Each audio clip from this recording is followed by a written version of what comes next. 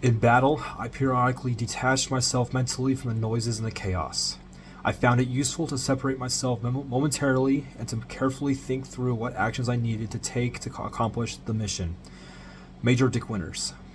For those of you who may not know who that is, Major Dick Winters was thrust into fame around 2001 when a 10-part miniseries was published called Band of Brothers, which followed the exploits of Easy Company from the training they started in 1942 all the way up to mid 1945 when that unit ended up getting to the Eagle's Nest, which was where the heads of the German army at the time had resided. And Major Dick Winters was the commander for that unit for most of the war and had many great instances of leadership as well as sage lines of advice in his later book he wrote after that miniseries was published. Concerning this quote specifically, I got to agree tremendously of the skill to be able to detach yourself from a given situation, to be able to separate yourself from these kind of times, especially when you know you're going to be in times where you're going to be forced to your limit, you're going to be stressed out, you're going to be emotionally tense, high, angry, anxious, and that ability to be able to separate yourself from that chaos, as he says, is critical. Jocko Willink in his podcast preaches this continuously, the importance to be able to detach yourself before making big decisions. Even something as simple as taking a simple single step back and looking around and then making a simple decision from there.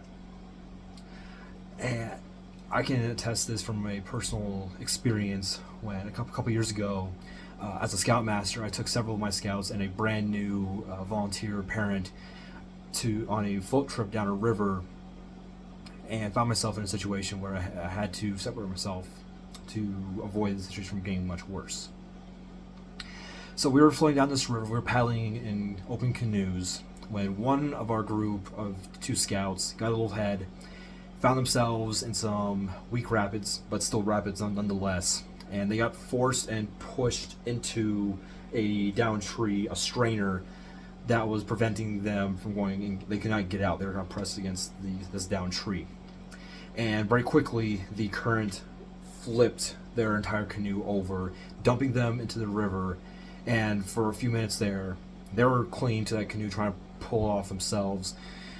Me and the other canoe, we are frantically trying to catch back up to be able to hopefully pull them out if they need to, in case someone was in that kind of need of help. And I started shouting to them, "Forget the canoe. We'll get the canoe later. Get to the other bank. Get to the shore." Screaming this to these guys, both of them were strong swimmers, but I knew that they were not going to be able to survive that constant pressure from that current. So thankfully, they almost jump off of that canoe, sprint to the other bank, got onto shore. They're a little emotional, obviously. That's a pretty traumatic event from the experience, and the canoe thankfully kept on going down the river. And then, of course, the paddles were also lost in that moment. But the good news was the two scouts were okay. They were not drowning. They were not in need of any additional help beyond that. They were okay. So I calmed them down. And then myself, knowing there was still a problem, we still had these scouts' personal gear still floating downstream possibly. And it was in addition to the canoes and the paddles that we were renting from the local outfitter. We had to get those back at some point. So what I did, I physically took a physical step back, and I kind of broke away from the group for a little bit, just to try to think of what could I do, what were some things that we could do right now, immediately, because I also knew we didn't have 15 minutes to sit down and have a good discussion, thought out plan. So I kind of pulled the other parent aside, I kind of threw my ideas out there, and so what we came to pretty quickly was one half of the group, he was going to take one half and try to recover the two paddles, and I was going to take the rest of the group, and we were going to head downstream and just recover as much personal gear for these two scouts as possible.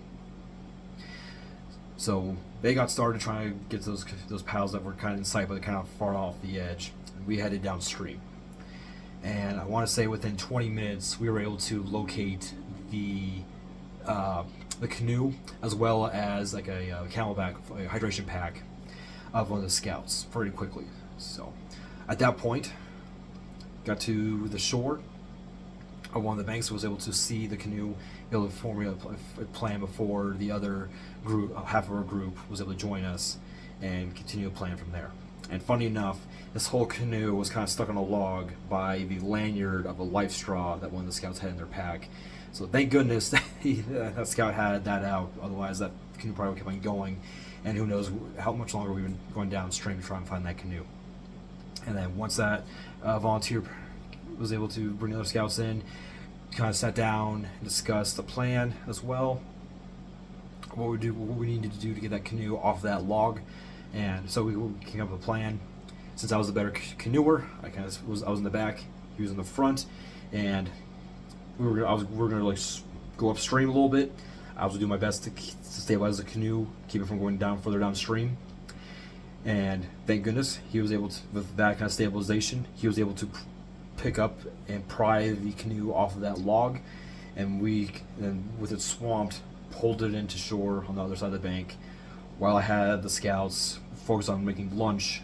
Because thankfully I had all the food right there. They were able to make lunch and stay a little bit distracted from the situation, and not be so stressed out. But thankfully we were able to pull the canoe off of that log, and even though their gear was wet, we were able to spend the rest of the afternoon drying out all their supplies, and eventually had a pretty good time and a successful float trip.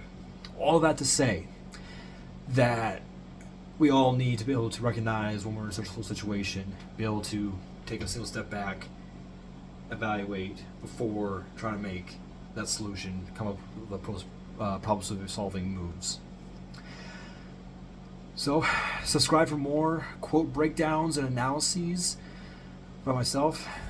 I've been Alex, Rest and Relax, and I'll catch you guys in the next one. Cheers.